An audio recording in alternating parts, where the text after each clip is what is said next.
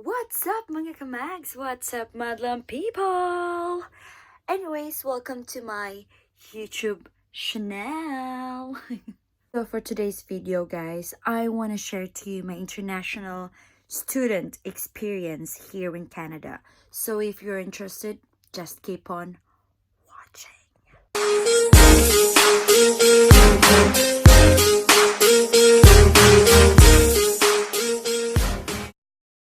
So before anything else, I wanted to introduce myself to you guys. I wanted to give you a little bit background about myself, about who I am, about where I come from, so that along the way you would understand why I took this pathway as a student to get here in Canada.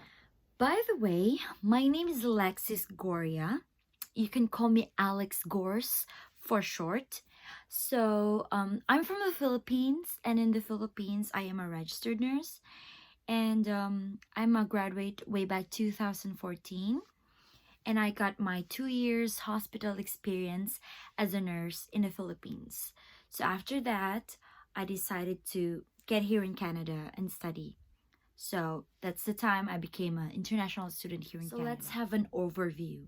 So getting here in Canada as a student, the number one thing you have to know is before you enroll yourself in a school or in any program, you have to make sure that after studying, you could have the postgraduate working permit.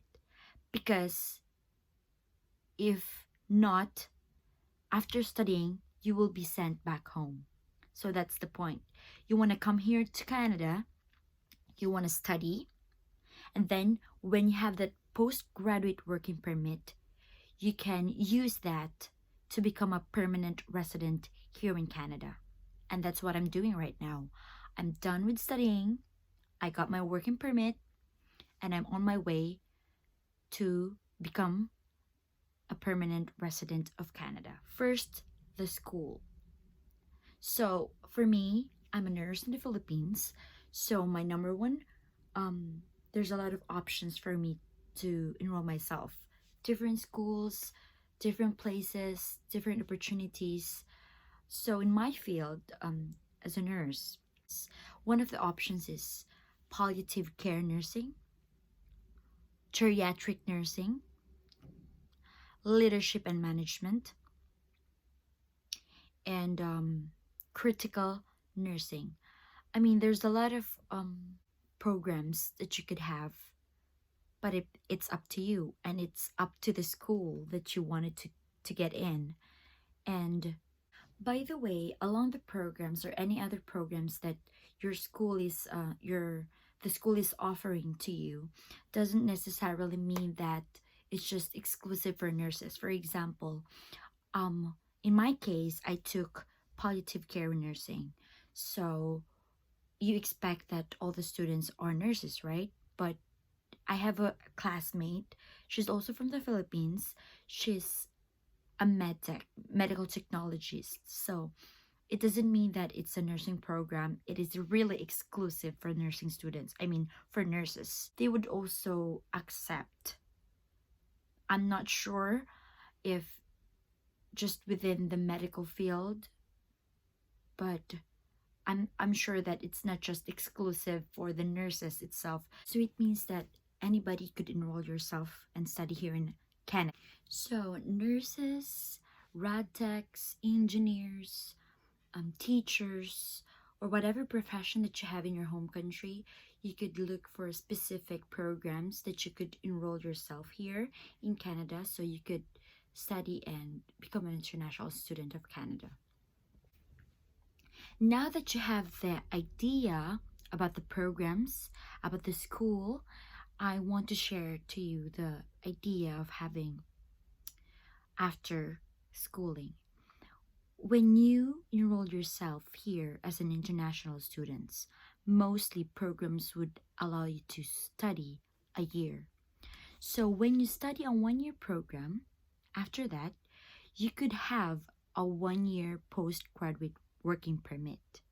If you have 2 programs, then you could have the maximum of 3 years postgraduate working permit.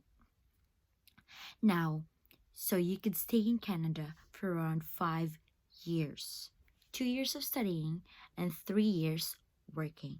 By the way, I just enrolled myself for a 1 year program. That's why after graduation, after studying, I just got a 1 year postgraduate working permit.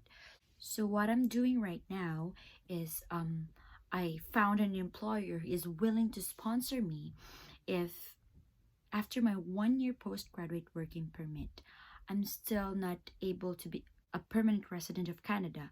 The employer that I have right now will be sponsoring me for me to extend and for me to work in the company. I don't have enough money to enroll for a 2nd year program, then be wise enough to look for an employer who is willing to sponsor. Because after the 1 year postgraduate working permit, you will be sent back home. So you have to be sure, or you have to look for an employer who is willing to sponsor you after that a year of working permit. You will still be able to work here and stay here in Canada and work on your permanent residency. So overall, it's still a very long process, and I'm still struggling to become a permanent resident here in Canada. And I know if you have questions, clarifications, suggestions, just comment down below, and I'm gonna make a different video, and I'll make sure that I'll answer your questions with that video. So thank you for watching, and I hope you learned something, and see you in my next video. Don't forget to subscribe. See ya. Thank you.